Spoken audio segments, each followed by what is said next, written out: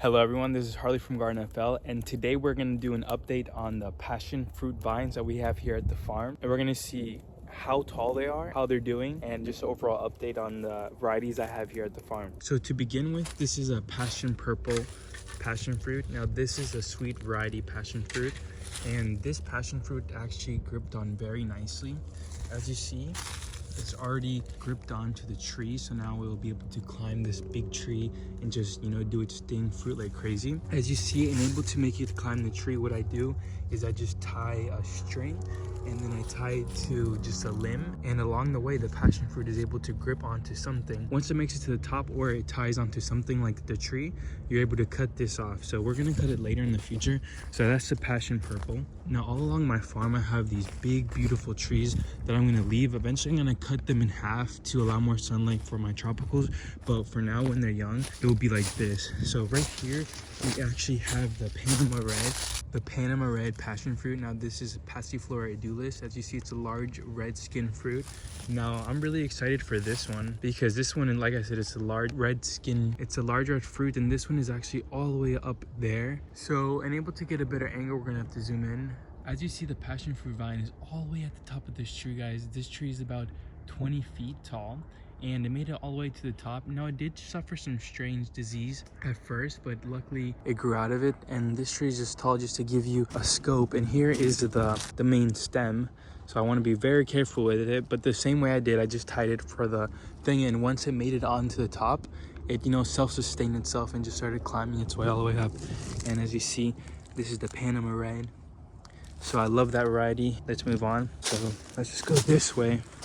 So right over here is another, I believe another Panama red. We're gonna double check, I'm not too sure. And yeah, another Panama red. And this one, as you see, is going up the same way. And this one we can see a little better because this tree defoliated right here. But as you see, the Panama red passion fruit just goes all the way up. And it's really, guys, it's really gonna take over this tree, because passion fruit, the vines are very vigorous in Florida.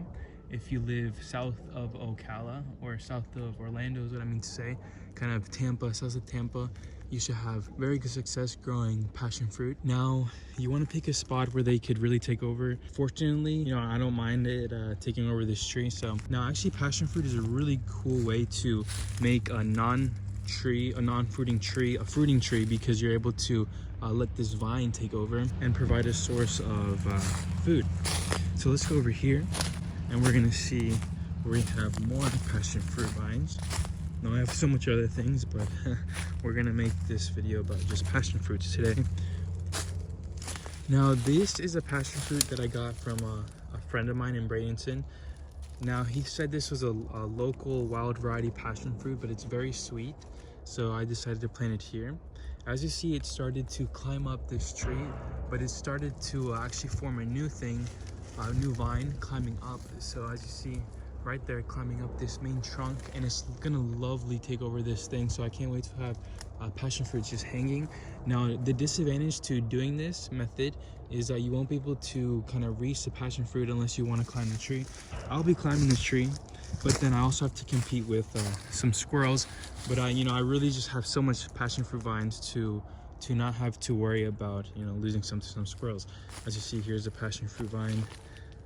You have some like starfruit tree right here, but here's another passion fruit vine. Now this is actually like the Vietnamese or Thai variety. I got it from my Thai friend, but as you see, same thing, is just growing up, and it actually just recently caught on to right here to this fallen branch.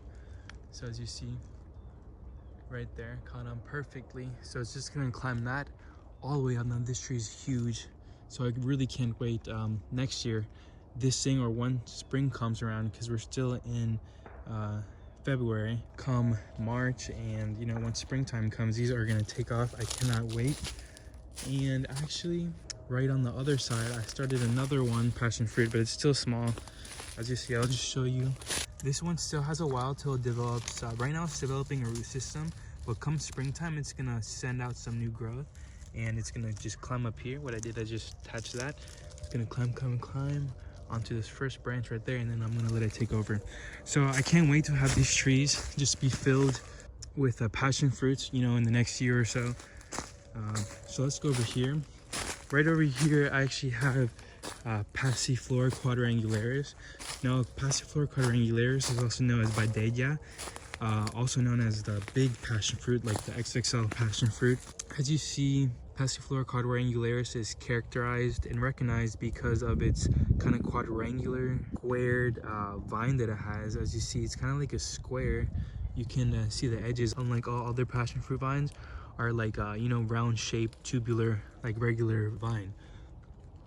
But as you see, I'm really excited for this one because this vine actually climbed all the way up this tree already, and it's just looking beautiful. It's actually looking for a new kind of place to reach.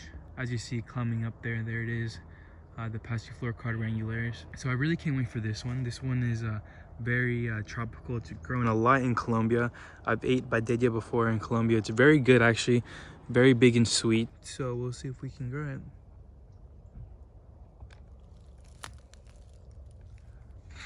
So right back here, I have another Passiflora Quadrangularis right over here. And as you see, this one is taking a little slower because it's in a little shade, but it's still climbing up the string very nicely. As you see, it started right over there is where I planted it. And this one is actually gonna climb right here, attached to this big tree. And as you see, this is a big, thick oak.